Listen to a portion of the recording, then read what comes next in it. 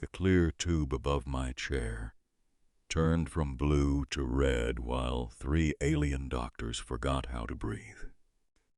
That's not a figure of speech, Annie.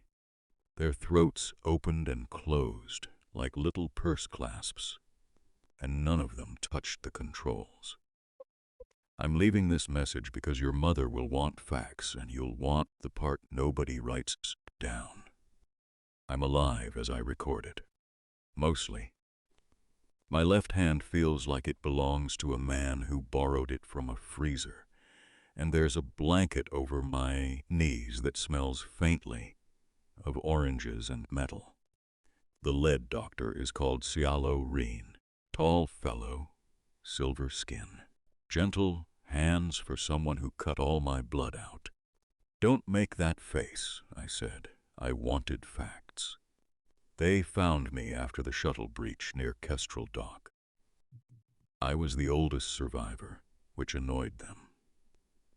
Their scanner kept calling me low-value tissue risk. I told them machines had been insulting me since the self-checkout came to our grocery store. Cialo didn't laugh, but one of the younger ones blinked twice. I counted that as a win. They had my wallet sealed in a clear evidence pouch. Driver's license, grocery card, your school picture from 3rd grade with the crooked bangs, my old blood-donor card from the church basement, drives back in Ohio. Cialo held it up with metal tongs and asked, "This paper proves ownership of your blood." I told him, "No, Doc. It proves I gave some away." He looked at me for a long second. Voluntarily? Cookies were involved. That detail is probably too ordinary for a space rescue story, but I remember wanting a sugar cookie so badly I could taste the pink frosting. Then the lights dimmed, and the tube above me filled with blue. Their medicine wasn't cruel. That matters. They replaced my blood because my pressure was dropping, and their repair fluid could carry oxygen, seal tiny leaks, and keep organs alive until real treatment began. At least that's what the translation collar said. It made Cialo sound like a bank manager reading bad news. The young doctor wanted to run the fluid faster. She tapped the pump with 2 fingers. Human vessels are inefficient. We must overwrite the failure. I'd heard that tone before. New paramedics got it sometimes. So did young ER residents.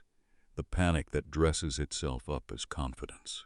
I told her, "Honey, you don't yell at a garden and call it rain." The caller made a terrible mess of that. Cialo stared at me like I had accused him of farming crimes. My skin felt wrong from the inside. Not pain exactly, more like pins under thick gloves.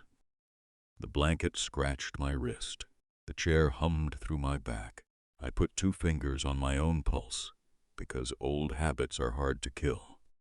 Still there, slow, stubborn, uneven, mine. The alarm started when the blue fluid changed color. The young doctor stepped back. Contamination. Cialo leaned closer. Impossible. The fluid is sealed. They thought my body was attacking it. Maybe it was. I'm not a scientist.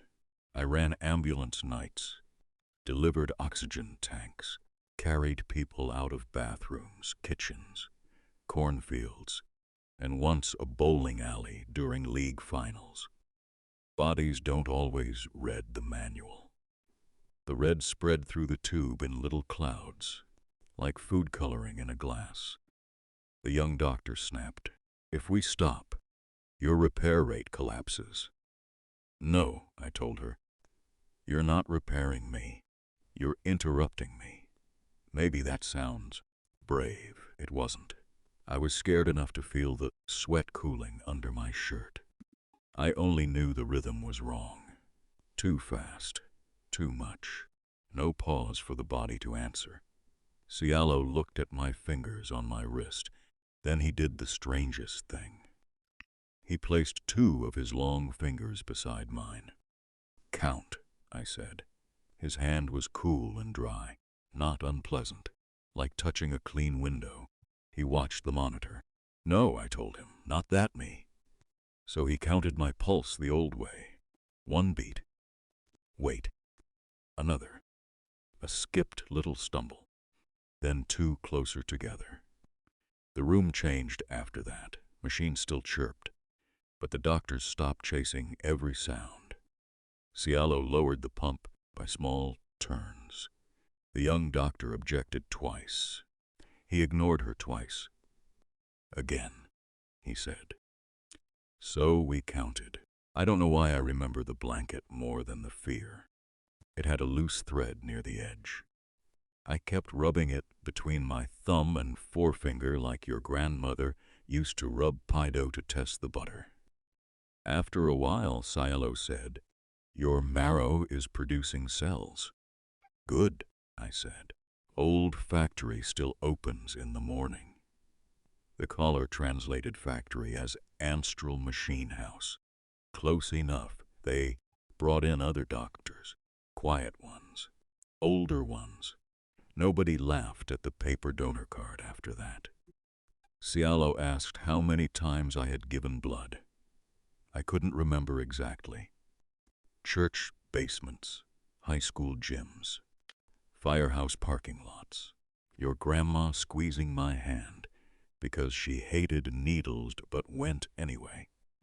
Orange juice in paper cups. A nurse with purple glasses who called every donor dear no matter how grumpy they were. I told him, "Enough to know you don't rush what keeps a man alive." He bowed his head. Their people don't bow for respect, I learned later. They bow when they're recalculating shame. The young doctor came back with my wallet pouch. She had put your school picture facing outward. "Is this a medical charm?" she asked. "No," I said. "That's my reason to behave." She did blink twice again. "Annie, the official report will say the alien fluid failed." That's not right. It held me long enough. Then it got out of the way. Cialo kept the chair exactly where it was. He made his students practice without monitors for 1 minute every shift. Fingers on wrist, eyes on face. No shortcuts until they could feel the truth under skin. He asked me later why humans keep giving blood to strangers. I told him, "Because someday the stranger is yours." The caller translated that perfectly. I'm tired now. They say I'll walk by next week, maybe with a cane, which I will pretend to hate and secretly enjoy because it gives a man authority in hallways. Your picture is taped beside my bed, not sealed in a pouch anymore. Just taped there, a little crooked. Cialo straightens it every morning.